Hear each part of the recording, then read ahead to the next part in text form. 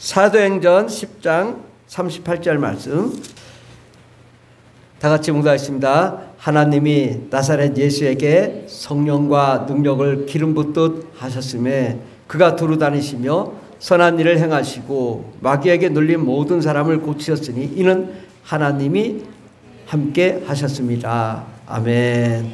오늘 말씀의 제목은 성령과 선교, 성령과 선교에 대해서 말씀드리고자 합니다. 여러분 중에 선교 훈련도 받으신 분도 계시고 또 선교지도 다녀오신 분들도 계실 거예요. 그러나 오늘은 우리 이 복음 전체를 한 번에 다 우리가 꿰뚫어 볼 수 있는 시간이 될 수 있을 줄 믿습니다. 기대하시고 정말 우리 복음이 이렇게 흘러갔구나 라고 우리가 좀 이해하면 좋겠습니다. 예수 그리스도는 이 땅에 오셔서 성령과 능력으로 기름 붓듯 사셔서 가는 곳마다 선한 일을 하셨는데 그 선한 일이 뭐냐? 마귀에게 눌리고 또 어둠과 사망에 매여 정말 병들고 가난하고 고통받고 가정이 파괴되고 인생이 망한 그런 가정들을 찾아가 그들에게 어둠과 사망 악한 마귀와 더러운 것을 몰아내고 성령과 은혜와 능력으로 충만케 하시며 모든 질병을 고쳐서 깨끗하게 하시고 가정을 회복하게 하시고 직장과 사업장을 회복하게 하시고 그들의 삶을 회복하게 하셨습니다. 그리고 나서 예수님께서 십자가에 못 박혀 죽으셨다가 사흘 만에 다시 부활하시고서 하신 말씀이 성령을 받으라. 그래서 예수님이 부활 승천하신 다음에 오순절날 성령을 받았는데 많은 사람들이 성령을 경험하고 방언을 말하고 하나님의 은혜와 은사를 경험하면서 그들의 그 텅 비었던 심령에 하나님의 나라, 하나님의 영광, 하나님의 생명, 하나님의 사랑으로 꽉 차게 되어서 그 기쁨과 감격이 말로 할 수 없는 기쁨이 넘쳤다. 그래서 그들이 밖으로 나가 복음을 전했습니다.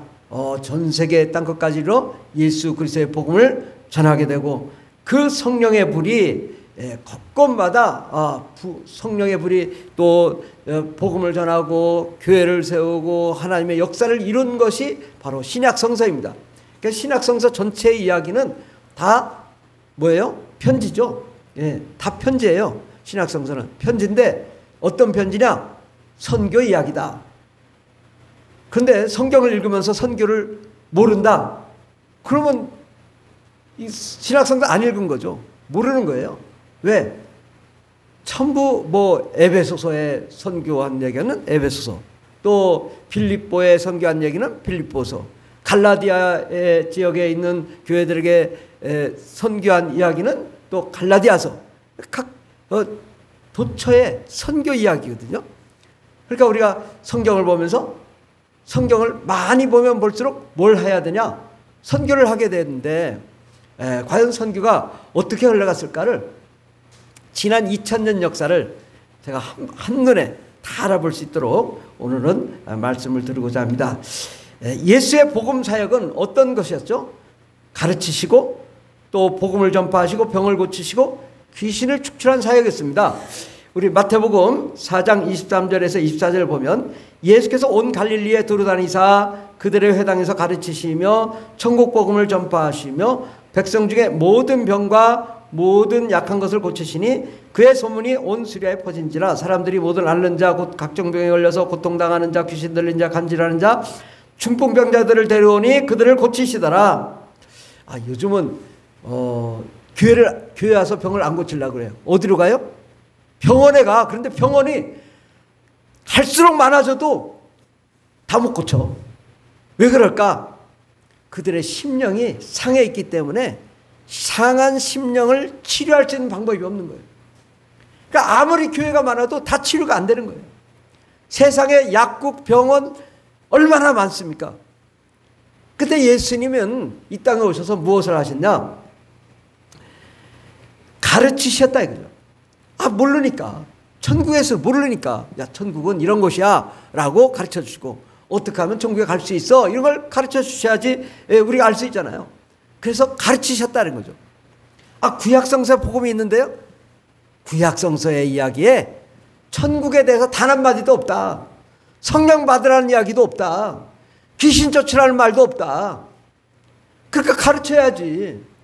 아, 예수님이 오셔서 드디어 귀신을 쫓고 병을 고치고 능력을 나타나니까 그들의 삶이 회복이 되고 그들의 생각이 바뀌고 영이 바뀌고 하나님의 영광이 임하고 하나님의 능력이 임하니까 그들이 마음이 평안해지고 하나님의 영광이 가득하게 되고 사랑이 넘치게 되고 또 육체의 질병이 떠나가게 되고 귀신이 떠나가게 되고 어둠과 사망 악한 마귀 세력이 떠나가니까 가정이 평화롭고 행복해지고 모든 하는 일들이 잘 되는 역사, 바로 주님이 하신 일이죠. 그래서 가르치시고 천국 복음을 전파하시고 백성 중에 모든 병과 모든 약한 것을 고치셨다. 이 세 가지 일을 주님이 하셨는데 이제 제자들이 한 일이 뭐냐? 예수님이 하신 가르치신 일, 천국의 복음을 증거하시는 일, 또 병을 고치는 일, 이 세 가지의 역사가 초대교회에 강력하게 일어났습니다. 그러니까 가는 곳마다 뭘 했어요? 내가 나사렛 예수 이름으로 면 나는 은과 금은 없지만 예수 이름으로 명하노니 안진뱅이가 일어나 걸어라. 그러니까 벌떡 일어나 걷는 거예요. 근데 그 안진뱅이가 뭘 했어요? 그 문 어귀에 앉아서 동냥을 했다고 한 푼 줍쇼 한 푼 줍쇼 모르는 사람이 없어, 이 안진뱅이. 근데 베드로와 요한이 기도하러 갈 때 나사렛 예수 이름으로 명하노니 일어나 걸어라 하니까 걷고 뛰며 하나님을 찬양하더라. 와, 이 사람을 보더니 사람들이 인산이래로 예수 앞으로 돌아오고 회개하고 성령 받고 방언에 받는 역사가 하루에 3,000명 5,000명씩 깨어지며 변화가 역사가 일어나는데 어마어마한 역사가 일어나기 시작한 거죠. 그래서 이제 그들이 나가 전 세계 복음화를 이루게 된 것입니다. 누가복음 4장 18절에 보면 주의 성령이 내게 임하셨으니 이는 가난한 자에게 복음을 전하게 하시려고 내게 기름을 부으시고 나를 보내사 포로된 자에게 자유를, 눈먼 자에게 다시 보게 함을 전파하며 눌린 자를 자유롭게 하고 주의 은혜를 전파하려 하심이라. 바로 예수님이 하신 일은 성령이 임하셔서, 예수님도 성령이 임하셨더라 그죠. 예수님 성령으로 잉태하셨지만 공생의 사역은 성령이 임하시고 나서부터 가난한 자에게 복음이 전파되고 모든 포로된 자를 자유케 하고 눈먼 자를 다시 보게 하며 눌린 자를 자유케 하는 역사가 일어났다. 자유, 마음껏 꿈을 꾸며 상상하며 세상을 지배하며 정복하며 다스리는 사람이 되라고 말씀하셨는데, 이렇게 그들이 예수님이 하신 사역을 그대로 사도들이 하게 된 거죠. 그래서 복음을 전했는데 지난주에도 말씀을 드렸잖아요. 사도 바울이 어디로 가서 복음을 전하려고 했어요? 아시아로 복음을 전하러 가려고 했어요. 그렇게 한 달이 넘도록 죽자 살자 아시아로 가지마. 그런데 계속 가는 거예요. 나는 아시아로 가겠습니다. 끝까지. 그 거리가 1000km에서 1200km. 아마 제주도에서 떠나면 저 압록강까지 걸어서 곳곳마다 복음을 전했는데 단 한 번도 역사가 일어나지 않은 거예요. 그런데 그때 마게도나 사람 나타나서 이쪽으로 오라고. 하나님이 지금 유럽 쪽으로 복음을 전하라고 하시는구나. 그래서 사도 바울이 방향을 들고 어디로 가요? 서바나, 스페인 쪽으로 가려고 하죠. 그래서 스페인을 가겠다고 여러 번 공약을 했지만 아마 로마에서 아마 처형당했을 거라고 봅니다. 그러나 그의 방향은 어디예요? 스페인, 유럽, 독일, 영국, 프랑스 이쪽에 복음이 전파된 거예요. 그리고 이제 이탈리아 로마가 이제 국교로 바뀌고 국교화되고 그랬는데, 이 기독교는요 정치화되면 안 되는 거예요. 정치화되면서 기독교가 몰락하고 교권화되면서 기독교가 몰락한 거예요.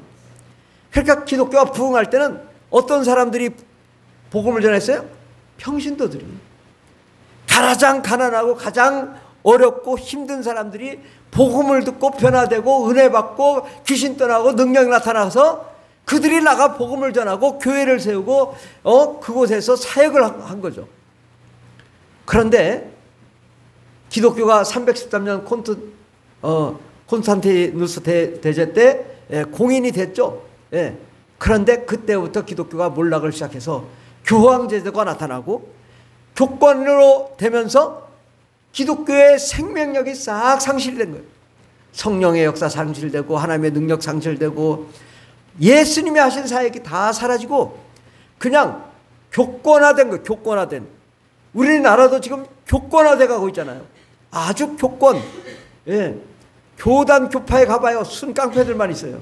나 청량리 깡패야. 나 진짜 그런 소리 들었다. 청량리 깡패라고. 저보고 그러는 거예요. 왜? 아니 무슨 위원회 갔더니 뭐 청량리 깡패가. 그래서 야 진짜 이거 지금 우리나라도 이렇게 교권화되니까 기독교가 몰락했는데 이게 언제까지냐? 기독교가 너무 부패해서 이 돈을 줘야 구원받는다 이렇게 한 거예요. 그 돈을 줘야 구원받는다. 그래가지고 돈 받고 죽은 사람도 돈 줘야 연옥에서 천국 간다 이런 식으로 다. 그러니까 그것 때문에 종교개혁이 일어났죠. 루터, 칼빈, 쯔빙글리. 그러니까 종교개혁이 일어났어요. 근데 그들의 종교개혁이 뭐였냐? 뭐였죠? 오직 믿음으로 구원받는 거지 돈으로 구원받는 게 아니다라고 한 거예요. 그러니까 그들의 구원, 이 신학이 어느 수준이냐? 유치원 수준이었다고. 유치원 수준. 1517년에 그들이 종교개혁을 했는데 아주 수준이 유치원도 안 되는 수준 가지고 종교개혁을 한 거야. 여러분 그걸 알아야 돼요. 아 종교개혁하는 거. 아 루터가 대단하고 쯔빙글리가 대단하고 칼빈이 대단하고. 뭘 대단해 대단하긴. 그때 당시에 이 사람에 대한 그 신학이 뭐였냐? 영혼이 하나고 육체가 하나. 이렇게 사람은 이분설이다. 영혼이 하나, 육체 하나. 영혼과 육체가 있는 존재. 근데 성경은 영혼이라는 단어가 없어요. 영혼이라는 단어가 없다고. 그러니까 뭐가 있냐? 영과 혼과 육이 있는 거예요. 그러니까 푸니마, 푸시케, 소마 이렇게.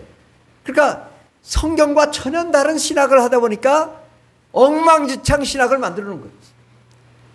그런 신학이 그러니까 뭐 면죄부 가톨릭에서는 면죄부 가지고 돈 받고 이 복음을 파는 거예요. 그 말이 안 되죠. 연옥 가는 게 어디 있어? 연옥이 어디 있어? 성경에 연옥도 없는데 그걸 만들어 가지고 돈 받으려고 그렇게 한 거예요. 그러고서 그 이후에 이 국교화가 된 다음에 십자군 전쟁, 식민지 확장, 종교와 권력의 확대, 또 교황정치 이러면서 나라가 전체가 종교적인 부패에 빠져버리고 선교도 하지 않고 그냥 선교가 없어. 그냥 종교적으로 다니는 거예요. 요즘 불교도 마찬가지. 불교도 그냥 종교적으로 다니는데 그게 정치화되니까 불교가 가장 지금 이 불교인가 줄어들었어요. 지금. 그러니까 종교는요 정치화되는 순간 망하기 시작하는 거예요. 불교든 뭐 이슬람이든 종교가 정치화되는 순간 망하기 시작한다. 그 안에 생명력이 없다. 이슬람도 가봐요. 그 안에 얼마나 부패되어 있는지 저는 많이 봤잖아요. 타지키스탄을 가보고 알제리도 가보고 인도네시아 가보고 그 안에 그들이 이슬람처럼 이렇게 가운 입고 멋지게 하지만 안에 들어가면 애인이 24명이래. 결혼했는데 막 앨범 보여주는데 막 애인이 이렇게 많아. 그래요. 겉으로 보기에는 번질번질하지만 그들 속은 엄청 부패해 있다 이거죠. 바로 그럴 때에 드디어 이제 평신도 선교 운동이 일어난 게 언제냐? 1727년. 그 2번에 보면 세계 선교 확산 근대 선교 운동의 흐름. 1727년에 독일에서 모라비안 나이트가 선교 운동을 하기 시작한 것이 이게 선교의 최초라고. 2000년, 1700년 동안 복음이 멈춰 있었던 거예요. 그리고 하나님의 능력도 사라지고 하나님의 역사도 없고 예수의 사역이 다 사라진 거예요. 그게 종교적인 종교인들만 있었던 거죠. 근데 자발적인 평신도 선교운동이 1727년에, 그 다음에 이제 윌리엄 캐리가 인도에 복음을 전한 게 이제 1790년, 그리고 1854년에 허드슨 테일러라고 중국 내지 선교를 시작한 거예요. 그러니까 여러분 가만히 보세요. 2000년 이후에 복음이 멈췄다가 1800년대에 들어서야 드디어 복음이 겨우 시작된 거예요. 한 걸음. 1800년대에 대해서. 그러니까 그전에는 없어요. 그냥 그런 거 없고, 복음 전하는 것도 없고, 그냥 전하는 게 있죠. 가서 군대가 가서 점령을 해가지고 안 믿으면 죽여. 그래가지고 다 죽이고 사살하고 그런 역사가 일어난 거예요. 그러니까 그 복음을 전할 때 복음을 어떻게 했냐? 군대가 가서 예수 믿어. 안 믿으면 죽여. 그러니까 안 죽으려고 믿는 거지, 뭐 믿으려고 하는 게 아니라 겉으로만 믿고 속으로는 안 믿어. 그러니까 모두가 다 이게 뭘로 바뀌었어요? 이슬람으로 싹 바뀐 거예요. 종교가, 기독교가 정치화돼서는 절대 안 되는 이유가 바로 여기에 있습니다. 절대 기독교는 정치적으로 나가면 안 돼요. 이거는 큰 실수를 하는 거예요. 그런데 허드슨 테일러가 중국 내지 선교가 1854년에 했는데 1866년에 토마스 선교사가 중국어 성경, 한자로 된 중국어 성경을 수백 권을 가지고 대동강에 와서 복음을 전하다가 제너럴 서머노, 그것이 불타고, 그때 당시는 이제 천주교 박해 시기라, 병인 박해 시기라, 이 외국 사람들이 오면 다 죽였던 그런 시절이에요. 그러니까 이제 와서 오니까 막 불로, 그냥 불화살로 쏴가지고 불태워 죽인 거죠.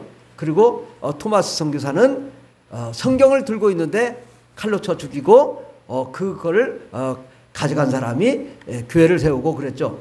그런데 이때만 해도 이게 뭐냐, 만약에 여기서 토마스 선교사가 복음을 전했다면 우리나라 복음은 망했을 수 있어요. 왜냐, 제너럴 서머노가 뭐냐, 바로 미국 상선이거든요. 미국 상선을 불태워 그럼 또 전쟁하는 거예요. 국가전쟁 계속. 그래가지고 이게 전쟁이 일어나서 복음이 되면 기독교는 망해요. 일본도 복음을 전했죠. 누구한테? 황제에게 전했다고. 왕에게. 그리고 왕실만 복음이 전파된 거예요. 그러니까 일본이 복음이 전파가 안 되는 이유가 바로 위에로부터 복음이 전파돼서 이게 전도가 안 되는 거예요.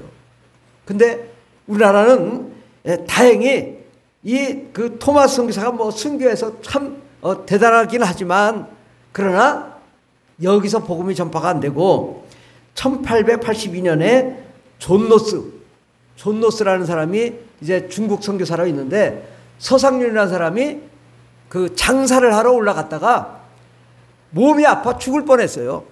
그러니까 존 노스 선교사가 이를 보고 안수기도를 해줘가지고 나선 거예요. 그러니까 병이 낫고 나니까 이게 진짜 복음이네. 그래서 서상륜과 같이 갔던 그 상인들이 함께 모여서 뭘 했냐, 성경을 번역을 하기 시작해요. 1년 동안 번역을 해서 1883년도에 한글 성경, 누가복음 등을 성경을 번역을 해가지고 그것을 밀고 갑니다. 가지고 성경책을 가지고 들어와 가지고 중국에서 조선으로 가져와서 1883년부터 1884년 이때 비밀리에 성경을 나눠서 소그룹 모임을 시작한 거예요. 서상륜과 또 여러 사람들이 소그룹 모임을 시작하고, 또 문서를 만들어서 또 성경책을 만들어서 만드는 작업을 하고, 그리고 이들이 가져온 성경을 가지고 황해도 소래마을에 소래교회를 1884년도에 설립을 한 거예요. 그러니까 여러분 가만히 보세요. 세계 선교가 지금 어떻게 흘러갔냐? 갑자기 한국으로 들어온 거예요. 하나님이 바울에게 복음을 전파하지 말라고 했는데 이 아시아 땅끝 동쪽에 가장 끝에 있는 이 조선 반도에 갑자기 복음이 전파된 거예요. 그동안엔 복음이 거의 전파가 안 됐어요. 인도에 뭐 조금 전파하고 중국에 내지 선교하고 뭐 이렇게 하기 시작하자마자 한국에 복음이 들어온 거예요. 그런데 서상륜이 복음을 성경을 가지고 뭘 했어요? 책을 인쇄하기 시작합니다.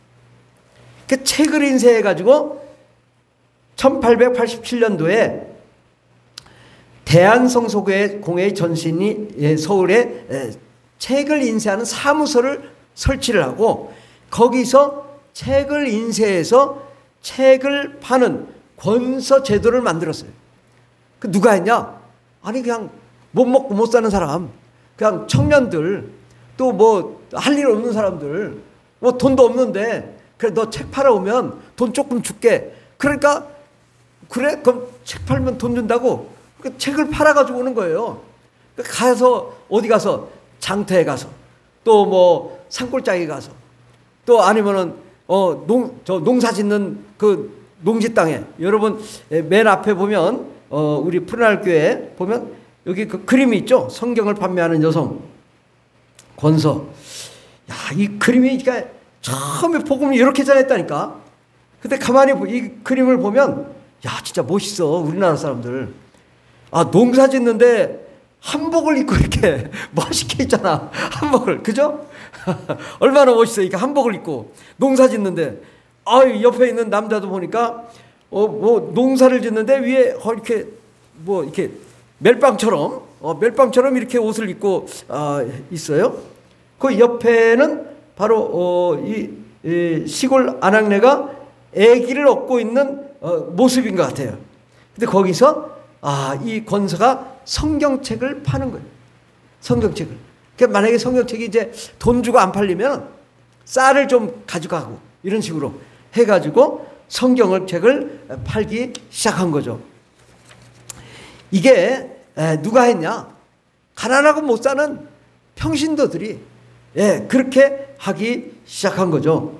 그래서 이후로 이 권서들이 전국에 방방곡곡에 뭐 저 마산, 부산 뭐 할 거 없이 막 황해도부터 막 전국에 이 권서들이 책을 들고 돌아다니며 책을 파는 일들이 있었어요. 우리 그 예배 순서 밑에 보면은 조선의 권서, 매서인 순회자들이 있죠. 여기도 보면은 이거 조선 사람들이 이렇게 못 살고 했는데 옷 입은 거 보면 요즘보다 나은 것 같아요. 예, 그렇죠. 사진 찍는데 삿갓 쓰고 탁 앉아가지고 그렇잖아요, 그죠? 멋지죠. 제가 봐도 이게 아주 저보다는 좀 품격이 더 좋은 것 같아요. 저는 막 입고 돌아다니는데 보면 뭐 우리나라가 아무리 못 살았어도 아주 품격이 있었던 것 같아요. 가운데 보면은 아주 권서 멋지게 얼굴은 좀 못생겼어도요. 보면 뭐 갖출 건 다 갖춘 것 같아요. 그 우측에 보면 리어카에다가 책을 싣고 책을 팔아 다니는 거죠. 근데 평양 장대영교회 초기 교회 교인의 간증이 뭐냐? 그 그림 밑에 보면 장터에서 권서가 파는 성경 한 권을 사서 읽다가 장터에서 권서가 파는 성경 한 권을 사서 읽다가 귀신이 떠나가고 병이 낫고 말씀이 이해되며 방언이 터졌다고 말합니다. 와, 무슨 뭐 선교사가 있는 것도 아니고 그렇다고 뭐 교회가 있는 것도 아니고 뭐 그냥 장터에서 성경책 어디서 그냥 뭐 하나 누가 책을 줘가지고 그 책 읽다가 귀신이 떠나고 병이 낫고 말씀이 이해되고 방언을 하게 됐다는 거예요. 이게 한국교회의 시작이에요. 그러니까 뭐 한국교회가 뭐 교회가 있고 뭐가 있고 뭐 제도가 있고 목사님 있고 전도사님 있고 뭐 선교사 있고 아니요. 아무것도 없는 그냥 산골짜기 마을에 그냥 이 권서들이 나눠준 책을 가지고 우리나라 사람들이 왜 이게 가능했겠어요? 한글이 있었기 때문에 가능한 거예요. 한글. 그냥 우리가 한글만 읽을 줄 알면 성경을 읽을 수가 있었어요. 근데 중국어 성경 만약에 이 토마스 선교사가 중국어 성경을 가지고 배포했으면 읽을 사람이 많지 않아. 문맹률이 그때 높았거든요. 그런데 문맹률이 높아도 한글은 읽을 수 있었어요. 그러다 보니까 이 권서들이 나눠준 책을 가지고 그들이 변화되는데 그 변화의 속도가 어마어마합니다. 3번에 보면 대한민국에 다시 타오른 오순절의 불길 초대교회 이후 최초라. 최초적인 역사가 일어나는데 권서들이 도시와 산골마다 성경을 배포하고 말씀을 읽는 중에 회개가 터지고 통곡과 자복, 방언, 병고침, 귀신 떠남의 역사가 일어났다 이거죠. 이런 역사는 전 세계 이런 역사가 없었어요. 그냥 영국 이런 데도 없었어요. 이게 뭐 거기서 뭐 퀘이커 교도들이 막 떠는 역사 뭐 이런 거 이 정도 퀘이커 교도 떠는 막 떤다고 해서 이제 방언하는 것이 방언. 근데 그걸 또 잘 모르고 그냥 떤다고. 예. 그 정도 역사인데 우리 대한민국에는 성경 받자마자 이들이 회개가 터지고 통곡하고 자복하고 방언이 터지고 병 고치고 귀신 떠나고 그냥 뭐 교회도 없는데 역사가 막 사방 곳곳에서 일어난 거예요. 그래서 아무도 없는데 자기들끼리 모여서 교회를 세웠어요. 그래서 자생적인 교회들이 전국 방방곳곳에 교회가 생기고 교회가 생기니까 이거 어떻게 하면 되겠냐. 그래서 이제 선교사들이 이제 목사님을 보내고 뭐 이렇게 체계가 좀 잡히기 시작한 거지 처음부터 그런 게 아니라 그냥 각각. 그래서 1907년도에 평양 장대현교회에서 집회를 했는데 전국에 그 각각 교회를 세웠던 많은 사람들이 어떻게 했어요? 막 보따리 싸들고 한 달씩 가서 그 장대현교회 부흥 집회 참여한 거예요. 그러면서 거기서 막 목포에서 올라오죠. 부산에서 올라오죠. 뭐 광주에서 올라오죠. 막 그런 사람들이 거기서 은혜 받고 돌아가서 방언하고 귀신 떠나가고 성령의 역사가 일어나면서 그들이 모여 교회를 세운 거예요. 교회가 목사님이 없고 그냥 뭐 은혜 받은 사람들이 귀신 떠난 사람들이 은혜 받고 교회가 생긴 거예요. 이렇게 우리나라는 완전히 다른 선교가 일어난 거예요. 그냥 성경만 집어던져뒀는데 그들이 이것을 읽고 한글이 있으니까 그래서 우리는 세종대왕한테 감사하긴 해야 돼요. 여기가 세종시잖아. 대단한 도시야. 세종대왕의 도시. 그런데 한글이 있다 보니까 그냥 이 성경만 던져주면 그들이 품격이 있잖아. 삭가쓰고 다 삭가쓰고 다 그래도 기풍이 있어요. 한국 사람들은 아무리 못 살아도 뭐 콜레라가 뭐 그냥 유행하고 해도 그들은 기풍이 있어. 에헴. 저도 어렸을 때 시골에 살았는데 에헴을 몇 살에 했냐? 40대. 40대면 에헴이야. 그래서 제가 그때 40대인데 에헴. 근데 40대. 그래도 기풍이 있었다고 사람들이. 농사를 져도 멜빵 메고 농사 짓잖아요. 지게매도 기풍이 있잖아요. 이게 이런 사람들이 정말 모여서 예배하고 찬송하고 그러면서 그들이 방방곳곳에 교회가 생기고 교회가 생기니까 뭘 했어요? 또 그들이 여기 가지고 안 되겠다. 산으로 올라가자. 산으로. 그래가지고 산에 올라가서 역사가 무지하게 일어나는 거예요. 그 어떤 목사님 간증 들어보면 산에 바위가 있어. 이렇게 큰 바위가 있는데 여러 사람이 밀어도 안 밀어지는 거예요. 그거만 밀어지면 거기서 막 그 부흥 집회를 열 텐데 근데 기도하고 그 바위를 밀으니까 바위가 굴러 떨어졌다는 거예요. 기적의 역사. 우리가 요즘 나타나는 기적이 아니라 그때 당시는 그런 기적들이 어마어마하게 일어난 거예요. 산마다 불타는 역사, 성령의 불이 일어나고 막 뱀이 지나다녀도 막 기도하고 막 그냥 뱀이 도망가고 그런 역사가 일어나면서 기도원에 산에 기도원을 세우고 그 다음에 성령 부흥 집회를 열어서 심령대 부흥성회라는 게 과거에는 엄청 많았어요. 교회마다 다 마을마다 전부 다 교회 앞에 뭐가 있어요? 심령대 부흥성회, 심령대 부흥성회. 이게 교회마다 세워졌다. 교회마다. 그래서 그때 당시는 부흥 강사들이 그렇게 많았어요. 그래가지고 막 하는 곳마다 부흥 집회, 부흥 집회, 부흥 집회. 하면 뭐하냐? 북 하나 갖다 놔요. 북. 하면 동동동동동동동동. 하면 쫙 동동동동동동. 계속 이렇게 하면 뭐 그냥 가만히 앉아서 막 그 방언 터지고 귀신 떠나오고 문제 해결받고 응답받고 가정의 문제 해결되고 그런 역사가 일어났어요. 그게 얼마 전이라. 예, 우리나라가 어마어마한 부흥의 역사가 일어났었죠.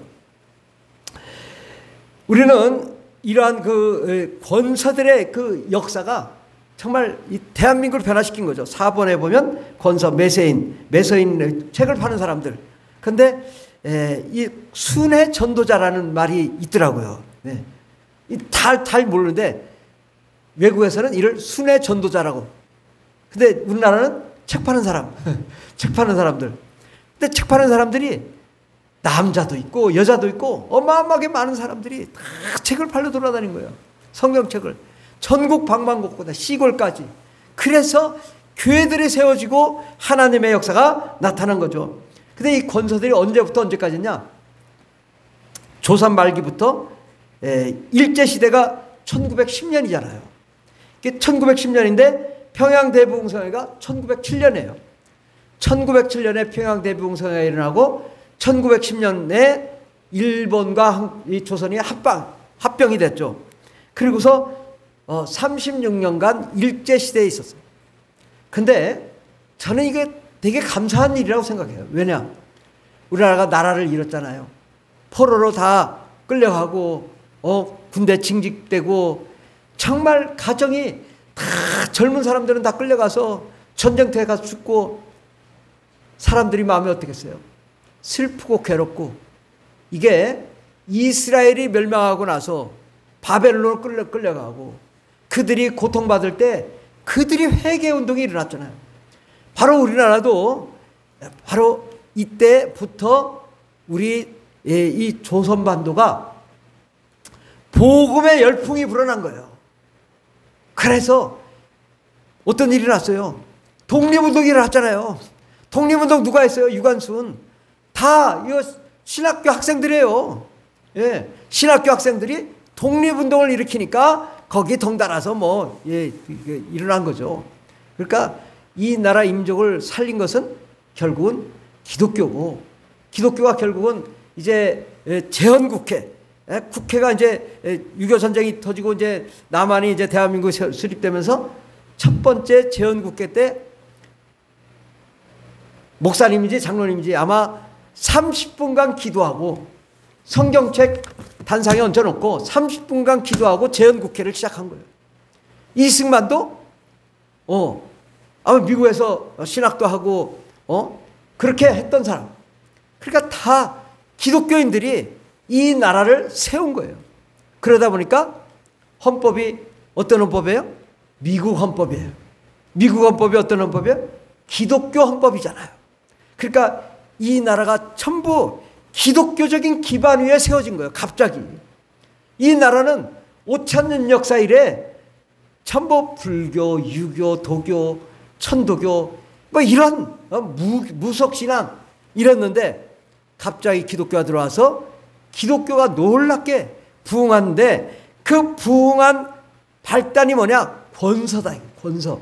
순회 전도자를 통해서 책이 팔리고 또 책을 팔면 또 전도를 하고 또 전도를 하면 교회를 개척하고 이것이 계속된 거죠. 감리교 선교사인 스웨로 목사의 메서인 최병건이 이제 메서인 권서 최병건이 한 사역에 대해서 이제 이 스코틀랜드에 보고를 한 글인데요. 한 마을에서는 최 씨는 모든 사람이 귀신 들린 것으로 믿는 어떤 여인을 발견했다. 그러니까 이 여인은 귀신 들려 막 소리치고 난리치고 그냥 아주 정신이 없는 이 여인, 모든 사람이 다 귀신 들렸다고, 아유 저 여자 그냥 귀신 들려서 난리치는데 아유 어떻게 하면 되나 이러고 있는 그 여인을 발견했는데 모두가 알고 있듯이 심각한 상태였다. 아주 뭐 귀신이 막 그냥 군대 귀신 들어온 거죠. 심각한 상태. 최 씨는 지역 담당 전도사와 함께 그 집에 가서 함께 기도했다. 권사하고 그 지역이라고 해야 뭐 충청권알 이렇게 뭐 큰 지역으로 나눠서 이제 그런데 그 사람과 함께 가서 기도를 했는데 그녀는 온전히 나았고 이 일로 온 동네가 감동을 받아 50명은 충분히 능력을 확신하고 교회에 들어왔다. 아, 교회가 어떻게 세워졌냐? 책을 나눠주는 권서가 또 전사가 가서 기도해주고, 아마도 여기서 이때 귀신이 떠나려면 성령 받고 방언 말하고 성령 충만하게 귀신 쫓고 나서 깨끗해지고 나니까 이 마을 사람들이 그런 게 어디 있어? 깜짝 놀란 거죠. 그러니까 마을 전체가 다 복음화된 거예요. 구원을 받고 교회를 세우고 역사가 이런 교회로 사람이 들어오는 역사가 일어난 것입니다. 이것이 바로 어떤 운동이냐? 예수님이 복음 전하던 운동이 부활한 거예요. 그러니까 전 세계적으로 우리 대한민국처럼 역사가 일어난 데가 거의 없어요.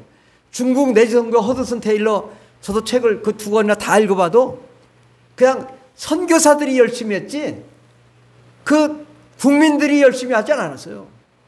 전 세계적으로. 그런데 유일하게 우리 대한민국만 선교사들은 보이지 않아.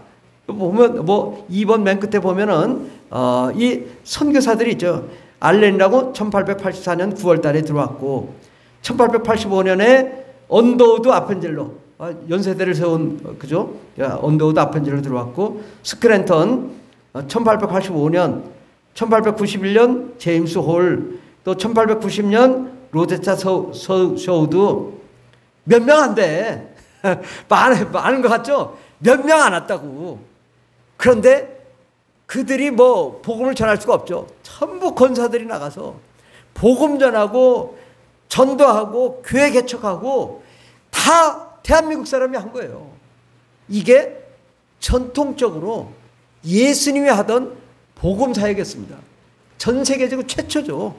그리고 한 나라가 한 민족이 전체가 이렇게 권사들을 통하여 복음이 전파되고 교회가 세워지고 기독교로 변화되는 역사 없죠.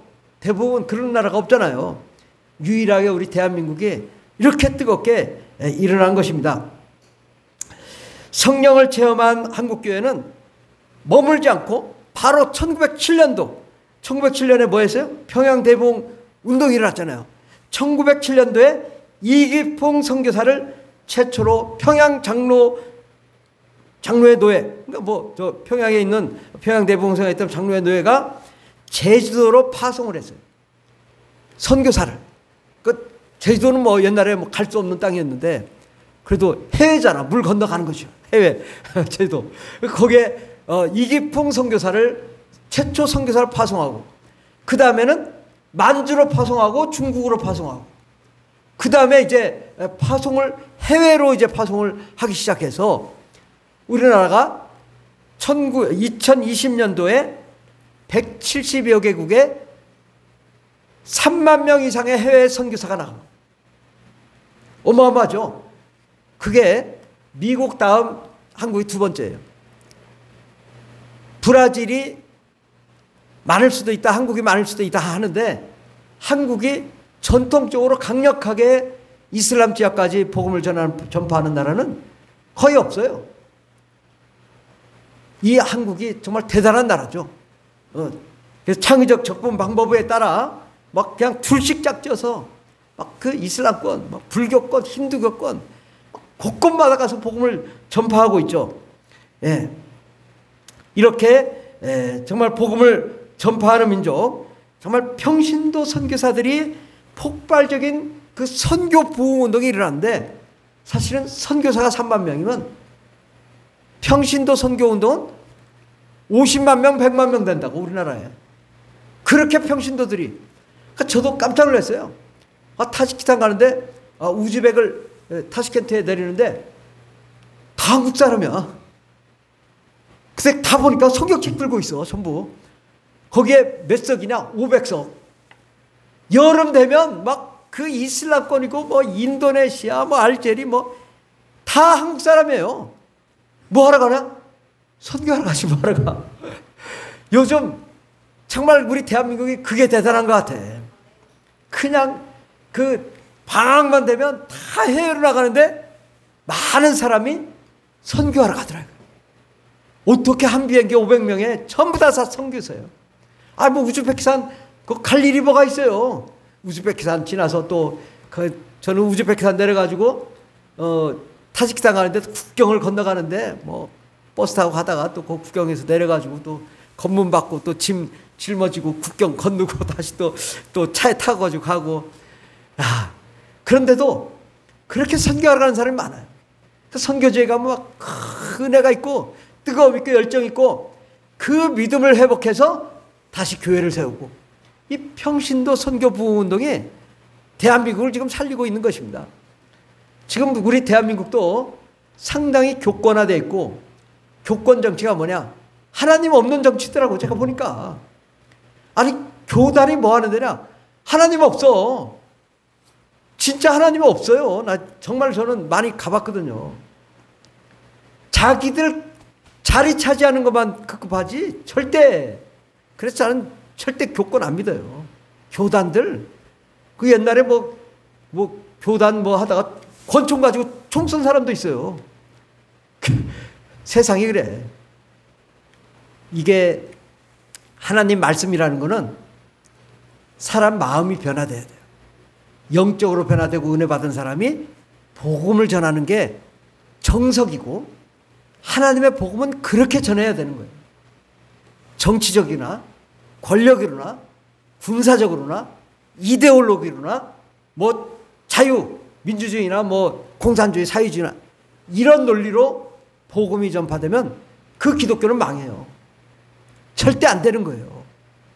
복음은 누가 전해야 되냐? 가난한 사람, 못 사는 사람, 할 일 없는 사람, 연약한 사람, 정말 외롭고 쓸쓸하고 정말 힘든 사람들이 변화돼서 나가서 복음을 전할 때 그 복음이 능력 있고 권세가 있고 영광 있고 생명이 있어요. 왜? 그 예수 믿으라고 할 때 누가 함께해요? 성령님이 함께 하시죠. 예수님이 함께 하시죠. 천군 천사가 함께 하시죠. 그러니까 교리, 신앙, 신학 다 필요 없어요. 신학이 가장 부패한 거예요. 신학교 다니는 사람 졸업할 때 되면 무신론자 돼서 나와요. 왜? 그들은 성령의 역사를 가르치지 않거든요. 그들에게 능력 나타나는 걸 가르치지 않거든요. 성령의 은사 가르치지 않거든요. 성령의 변화 가르치지 않거든요. 뭐 가르치냐? 이상한 거 가르쳐요. 뭐 귀신이 천사라고 말도 안 되는 씨부런 소리를 하고 있어요. 귀신이 어떻게 천사예요? 천사는 천사고 귀신이. 그럼 아니면 귀신을 갖다가 천사로 바꿔놓던지. 아니, 성경도 안 바꿔놓고 못 바꾸면서 귀신을 천사라고 하는 게 말이나 돼요. 신학교에서 그렇게 그 엉터리를 가르치고 엉망진창, 그걸 신학이라고 배워. 그래가지고 그걸 가지고 목사님이라고 가르치니까 기독교가 엉망진창이 되는 거예요. 우리는 다시 성경으로 돌아가야 돼요. 예수님의 사역으로 돌아가야 돼요. 하나님의 은혜로 변화돼야 돼요. 하나님의 말씀으로 변화돼야 돼요. 다시 평신도 운동이 일어나야 돼요. 요즘 이상한 바람이 불었어요. 목사님이 교회가 주인이 되면 안 되는 거예요. 누가 주인이 돼요? 아니, 성도님들이 주인이 되는 거죠. 당연한 거 아니에요? 그런데 막 그냥 교회를 팔아. 돈 주고 2억 3억씩 주고 또 아니면 10억씩 주고, 그리고 뭐 장로 되려면 뭐 2,500만 원 3,000만 원 지금 더 올랐을 거야 아마. 그러니 교회가 뭐가 되냐 이거예요. 다시 우리는 이 권서들의 책을 나눠주는 그 시절로 돌아가야 됩니다.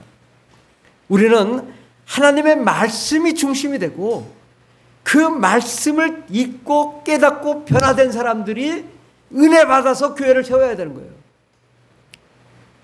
아멘? 목사님이 교회 세우는 건 아니에요. 성도님들이 교회를 세워야 돼요. 청소를 누가 해요? 성도님들이 해야죠. 교회를 누가 세워요? 목사님은요, 그냥 말씀을 연구하는 자일 뿐이에요. 말씀을 전파하는 거. 그럼 왜 평신도가 저 설교하면 안 돼요? 저는 이게 우리 사모님도 설교하고 우리 하리전사도 설교하잖아요. 더 평신도 운동이 일어나야 되는 거예요. 더 우리가 선교적인 간증의 역사가 평신도 운동이 일어나야 되는 거예요.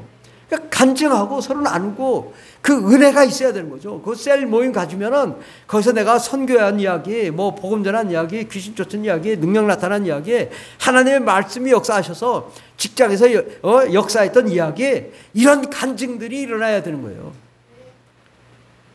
마치 목사님이 야 나를 따르라, 나를 따라 안 따라와. 교회는 맨날 텅 비어 있어. 이러면 되겠냐 이거죠. 요즘도 교회에 우리나라의 20개 교회 중에 어린이 주일학교가 몇 개 정도 있을 것 같아요? 1개 정도 있다 그래요. 20개 교회에 1개 정도. 시골에는 거의 없고 그냥 이 세종시 내에도 주일학교 없는 데가 많아요. 이거 정말 큰 문제죠. 우리도 정말 반성하게 해야 돼요.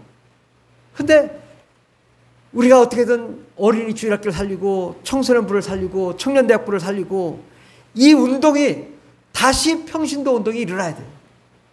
그럼 평신도가 하는 거예요. 교회는. 아니 평신도가 없는데 목사가 할 일이 뭐가 있어요. 그러니까 다른 교회들 보면 주일 오후만 되면 문 잠겨 있어. 여러분 아무 데나 가봐요. 주일 오후에 한 3시 4시에 가봐요. 잠겨있지 문이. 너 깜짝 놀랐어요. 한번 뭐 선교 뭐 이렇게 하려고 가봤더니 다 잠겨 있는 거예요. 교회가. 언제 열어? 새벽 기도도 안 해. 수요 예배도 없어. 금요 예배도 없어. 언제 해? 주일 낮 예배만 드리더라고. 이런 교회가 교회나 이거야. 하나님의 은혜를 받고 우리가 변화되고 하나님의 말씀이 깨어지고 정말 내 스스로 하나님의 은혜 가운데 나아가고 내가 변화되기 위해서는 교회는 24시간 가동이 돼야 되는 거예요. 멈추지 않는 기도가 있어야 되는 거예요. 함께 예배하며 찬송하는 운동에 평신도 운동이 일어나야 되는 거예요. 아픈 자, 괴로운 자, 슬픈 자들이 함께 모여. 옛날에는 누가 방언 기도를 했는지 아세요? 다 그냥 청소년, 청년들이 방언 기도했어요. 모여서 막 여러 사람이 너 방언 할 줄 아니요? 아니요, 못해요. 그래? 그럼 청년들이 모여서 우라라 몰려가지고 막 그냥 다 안수하고 막 한 30분 기도하다 보면 방언 다 터져가지고 은혜 받고 그렇게 변화됐지. 언제부터 뭐 목사님이 그런 걸 개입해. 그 성령의 운동, 귀신 쫓는 운동, 병 고치는 운동 다 어디 누가 아파 그럼 막 그냥 그 성도님들이 가서 그냥 안수게 하고 낫고 그랬죠. 이게 지금 교권화되고 정치화되고 목사님 중심적으로 하는 거 이게 다 잘못된 거예요. 우리는 다시 돌아가야 돼요. 어디로? 권서가 성경 나누던 실로. 그리고 다시 우리 성도님들이 교회를 세우는 운동을 해야 돼요. 이게 지금 우리가 너무 잘못된 거예요. 제가 인도네시아 갔는데 기독교가 500년 된 거예요.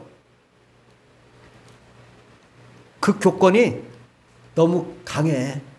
교권을 다 무너뜨려야 살 줄 믿습니다. 우리 함께 기도하겠습니다. 기도할 때 하나님 정말 우리가 이제 다시 평신도 선교운동이 일어나게 해달라고 함께 기도하겠습니다. 주여 주여 주여 할렐루야 할렐루야 감사합니다. 주님 우리 가운데 성령의 역사 일어나고 하나님의 능력이 나타나고 우리가 병고침과 능력의 역사가 일어날 수 있도록 주여 복을 내려주시고 하나님 우리가 선교운동이 다시 일어나게 도와주시옵소서. 아버지 우리 대한민국을 통하여 세계 선교 역사가 일어나게 도와주시옵소서. 아버지 이 나라의 민족을 통하여 하나님의 역사를 이루실 줄 믿습니다. 아버지 북한을 복음으로 통일되고 전 세계를 복음화해야 하는 역사가 일어날 줄 믿습니다. 반드시 때가 되면 하나님의 역사 이루게 하여 주시옵소서. 예수님의 이름으로 기도드립니다. 아멘. 할렐루야. 하나님 아버지 이 나라의 민족을 통하여 이제 아시아 전역 또 전 세계 모든 민족이 복음화되는 날이 오게 하여 주시옵소서. 예수님의 이름으로 기도드립니다. 아멘. 찬송가 184장 전해서 불길 같은 주성령.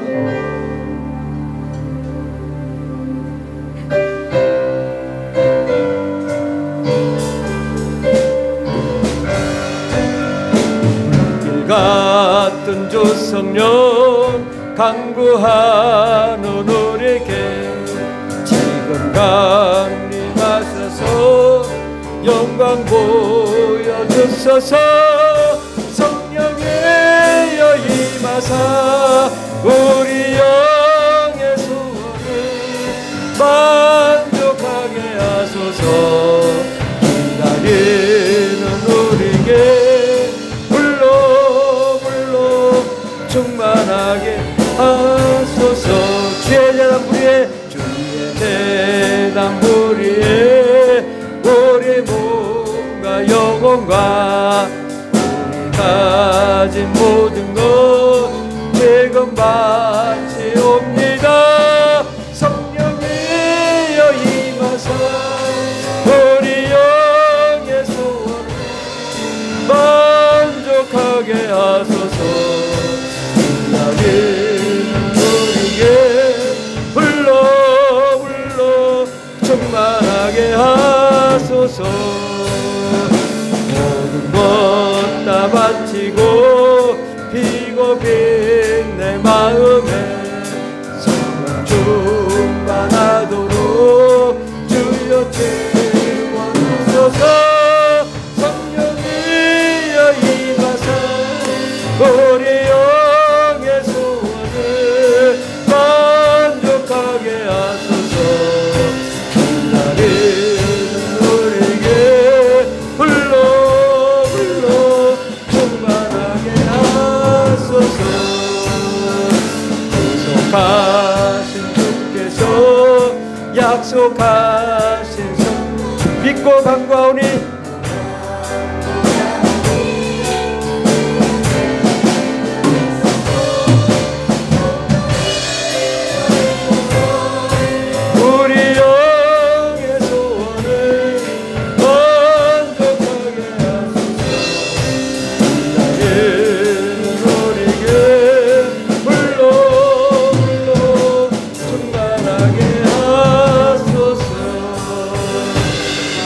아멘.